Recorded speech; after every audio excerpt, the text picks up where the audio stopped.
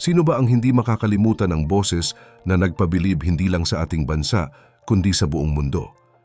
Kamakailan lang ay muling naging mainit na usapan sa social media ang pangalan ni Marcelito Pomoy matapos ang kanyang hindi malilimutang pagtatanghal sa isang napakagandang event sa Amerika.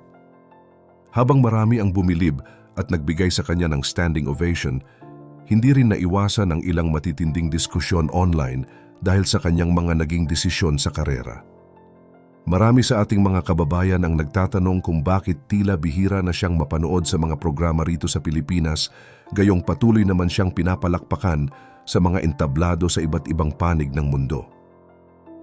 Dahil sa kanyang pambihirang talento na kumanta gamit ang boses ng lalaki at babae, naging simbolo siya ng galing ng Pinoy, pero sa likod ng mga palakpakan ay may mga kwento ng hirap na hindi pa alam ng lahat. Bakit nga ba mas pinipili niyang magtanghal sa ibang bansa ngayon? At ano na nga ba ang tunay na kalagayan ng kanyang buhay sa kasalukuyang taon? Pero bago po ang lahat, baka pwedeng palike ang video na ito dahil napakalaking bagay na ito sa aming content creators. Maraming salamat po. Si Marcelito Pomoy ay ipinanganak noong Setyembre 22, 1984 sa Imus, Cavite, pero lumaki siya sa Bislig City sa Surigao del Sur. Kung titingnan natin ang kanyang nakaraan bago siya sumikat, hindi mo talaga aakalain na ang batang ito ay magiging isang malaking bituin sa larangan ng musika. Ang kanyang kabataan ay punong-puno ng pait at matinding pagsubok na tila bahango sa isang malungkot na pelikula dahil sa tindi ng hirap na naranasan niya. Sa murang edad, naranasan niyang manirahan sa loob ng kulungan dahil doon nakakulong ang kanyang ama dahil sa isang kasalanan sa batas. Ang masakit pa nito ay iniwan din sila ng kanyang sariling ina. Kaya naman ang mga kapwa preso na lamang sa loob ng rehas ang nagsilbing pamilya niya at nag-alaga sa kanya noong siya ay bata pa. Isipin niyo na lang ang hirap na lumaki sa isang lugar na hindi naman dapat para sa isang paslit na naghahanap ng kalinga. Kalaunan ay ipinaampon siya sa isang pulis, pero hindi rin naging maganda ang takbo ng kanyang buhay doon dahil sa mga hindi magandang karanasan. Sa edad na 8 ay nagpasya si Marcelito na lumayas dahil sa nararanasang pagmamaltrato at napadpad siya sa gitna ng lansangan ng walang kasama. Imbes na pumasok sa eskwelahan gaya ng ibang mga bata, ginugol niya ang kanyang panahon sa pagtatrabaho ng kahit ano para lang may maipakain sa kanyang sarili. Naranasan niyang magbenta ng balot at ice cream, maging tagapulot ng pin sa bowling alley at pumasok bilang trabahador sa isang poultry farm sa Maynila. Sa gitna ng matinding pagod at gutom habang nagtatrabaho sa kung saan-saang lugar, doon niya nadiskubre ang isang pambihirang kakayahan na magpapabago sa kanyang tadhana. Nadiskubre niya na kaya pala niyang magpalit ng boses mula sa pagiging tenor patungo sa pagiging soprano ng sabay sa iisang kanta. Ang talentong ito ay hindi bunga ng anumang formal na pag-aaral sa musika dahil wala naman siyang pera para magbayad ng mga guro. Natutunan niya ito sa pamamagitan ng sariling pagsasanay habang hinaharap ang diskriminasyon at hirap ng buhay sa kalsada noong wala pa siyang pangalan. Ang kanyang kakayahan na mag-switch ng boses nang walang kahirap-hirap ang naging daan para mapansin siya sa mga maliliit na contest sa kanilang probinsya. Kahit wala siyang formal na training, ang boses ni Marcelito ay mas nakakaangat sa mga karaniwang mga awit dahil sa kanyang kakaibang estilo na talagang tumatagos sa puso ng mga nakikinig. Ang tunay na pagbabago sa buhay ni Marcelito ay hindi nangyari sa loob ng isang gabi dahil dumaan muna ito sa maraming taon ng pag-eeksperimento sa sarili niyang boses habang siya ay nagtatrabaho. Noong taong 2011, naglakas loob siyang sumali sa ikalawang season ng Pilipinas Got Talent kung saan ipinamalas niya ang kanyang bersyon ng kantang The Prayer. Sa sandaling bumitaw siya ng unang linya, tila huminto ang pag-ikot ng mundo para sa maraming Pilipino dahil sa galing niyang magpalit ng boses ng lalaki at babae ng napakabilis. Dahil sa pambihirang talentong ito, siya ang itinanghal na grand winner at dito na nga bumukas ang pinto para sa kanyang karera sa malalaking programa gaya ng ASAP. Mula sa pagtulog sa kalsada at pagtitinda ng kung ano-ano, unti-unti niyang naabot ang rurok ng kasikatan sa ating bansa bilang isa sa pinakakakaibang mga awit na nakita ng publiko. Ang bawat kanta niya ay hindi lang basta musika, kundi puno ng emosyon na talaga namang tumatagos sa puso ng mga nakikinig at maging ng mga kritiko. Hindi nagtagal at umabot na rin ang kanyang boses sa ibang bansa dahil noong 2018 ay naimbitahan siyang maging guest sa sikat na programa na The Ellen DeGeneres Show.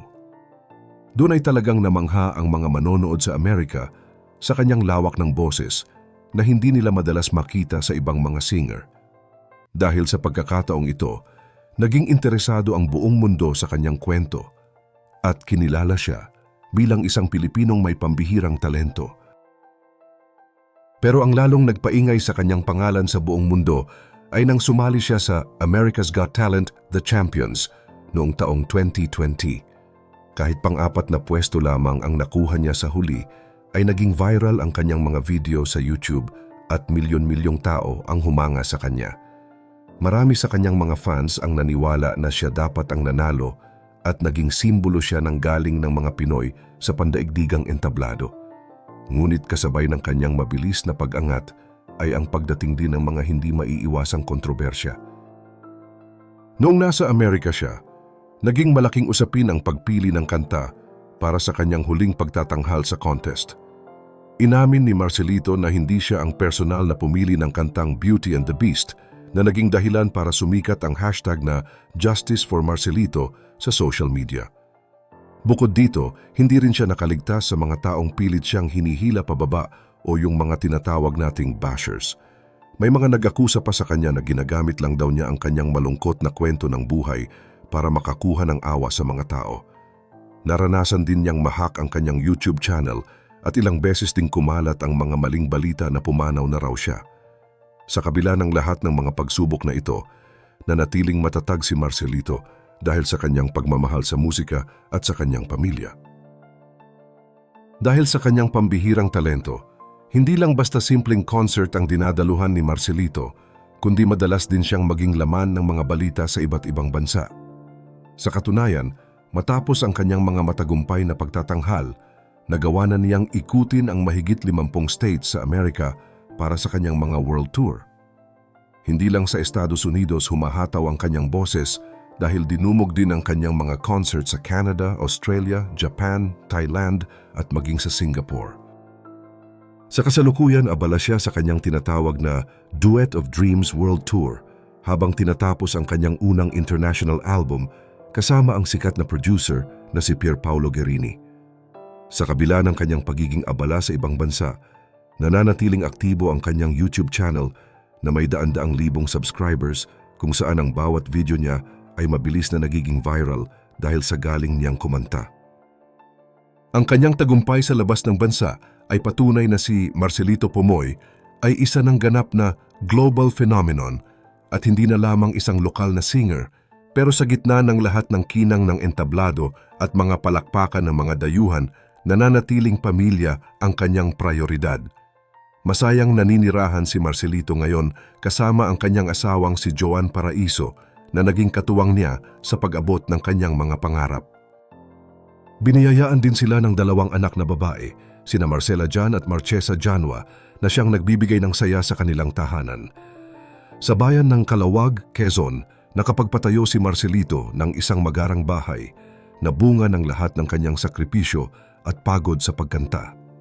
Ang kanyang pamilya ang nagsisilbing lakas niya para harapin ang anumang hamon, mapakontrobersya man sa social media o ang hirap ng pagtatrabaho malayo sa sariling bayan. Kahit marami siyang kinakaharap na mga kritiko o mga taong bumabatikos sa kanyang mga desisyon, ay mas marami pa rin ang humahanga sa kanyang katatagan. Ang kwento ng kanyang buhay mula sa pagtulog sa kalsada hanggang sa pagtapak sa pinakamalalaking entablado sa mundo ay nagsisilbing inspirasyon hindi lamang sa ating mga Pilipino, kundi sa lahat ng taong may pangarap. Ngayong taong 2026, si Marcelito ay hindi na lang basta isang singer na may 2 boses, kundi isa na siyang ganap na global entertainer na patuloy na nagbibigay ng karangalan sa ating bansa. Ipinapakita niya na sa kabila ng mga bashers at mga pagsubok sa buhay, ay may mga talento na sadyang hindi kayang itago at patuloy na magniningning sa harap ng buong mundo. Ang kanyang dedikasyon sa kanyang sining at pagmamahal sa kanyang mga mahal sa buhay ang naglalagay sa kanya sa isang napakataas na posisyon bilang isa sa mga pinaka-inspiring na Pilipino sa kasalukuyang panahon. Napatunayan niya na ang kahirapan noong bata pa siya ay hindi naging hadlang para abutin ang mga bituin. Sa huli, ang boses ni Marcelito ay hindi lang basta tunog, kundi boses ng pag-asa para sa lahat. Kayo ba, naniniwala rin ba kayo na mas maganda ang naging takbo ng karera ni Marcelito nang mag-focus siya sa international audience kaysa manatili lamang sa lokal na showbiz? Ano ang paborito ninyong kanta na binigyan niya ng sariling bersyon at bakit ito tumatak sa inyo? I-comment nyo ang inyong mga sagot sa ibaba at pag-usapan natin ang tagumpay ng ating idolo. Huwag rin kalimutang i-like ang video na ito at mag-subscribe para sa iba pang mga kwentong kapupulutan ng aral. Hanggang sa muli.